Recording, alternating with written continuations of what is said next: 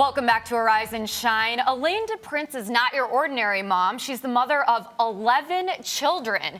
2 of them she gave birth to, but with her heart wide open, she adopted the others from the far corners of the world and gave them a new lease on life. Micaela, one of her daughters, recently garnered worldwide attention from her quest to become the first Black prima ballerina. Elaine joins us here today with one of her lovely daughters, Mia. Elaine, you are an inspiration. So what motivated you, first off, to adopt these beautiful children? I fell in love with the idea of adoption when I was about 4 years old and had a picture book about a mouse that adopted a cat. And after that, I just thought about it and thought about it. When I was 10, I purchased Helen Doss's book, The Family Nobody Wanted, and then I was committed. You were like, I need to do this.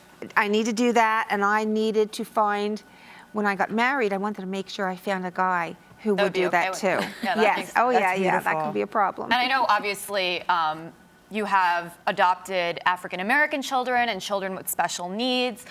What challenges did you have in raising them? Well, with the children with special needs, my boys had hemophilia A, and I had to give them IVs every other day so that they can go to school and participate in normal activities. Wow. And that medication that was in that IV became contaminated with HIV. Wow. So then I was suddenly raising 3 little boys with AIDS, and I ran into incredible discrimination. But it prepared me for discrimination that I might encounter when I adopted the girls.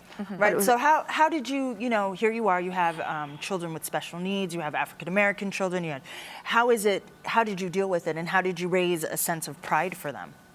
Racial pride, even. The racial pride, that is an interesting point, because my best friend in law school was an African-American woman, and when I adopted the girls, the first thing I did was invited Pat over, and the girls got to meet her, and they got to do fun activities with her, like go to the circus. Right. And I thought, well, this might be a good way to have them feel good about themselves. So all of my friends who were African American, they had to all end up being mentors in some way. Right. They have an auntie who is a federal judge. They have. So you made sure to have very strong African-American role models in their lives, which I'm sure helped. I mean, Mia, tell us about that. And I mean, did you personally experience any racism or discrimination because you had white parents? Well, it's funny because a lot of people think it's because I have white parents, but I think it's because I'm Black. And I remember being followed all the time, and I still do today. I walk in the store and I'm getting followed, and I was bullied a lot in high school. Girls threatened to shoot me with the hunting rifle, and my mom was there, stood by me and said, whatever you need, I'm here for you. And I asked her to homeschool me.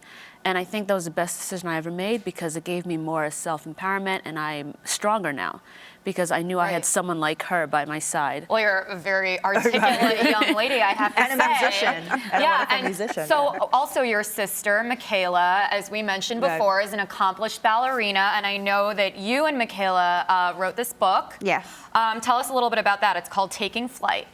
Well, it actually evolved from a 700-word picture book that I had written, and my agent said, oh, this is great. Can you and Micaela turn it into a 200-page memoir? And we did. And it tells Micaela's story from her early childhood to her present life as a ballerina with the Dutch National Ballet. Right, so but more than that, it talks about her growth as a human being and her desire that she developed to reach out to kids who are faced with adversity.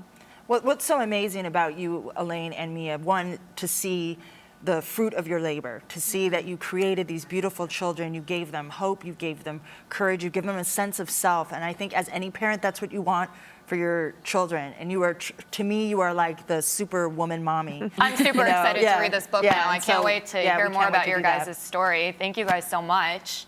So thank you for being here, and continued light, love, and possibility with your family. So coming up, if you're looking for an amazing race without all the TV cameras following you, put on your running shoes and pack up your carry-on travel. Expert Jeff Greif will show us the top 5 crazy destination races around the world. So stay tuned. You're watching Arise and Shine.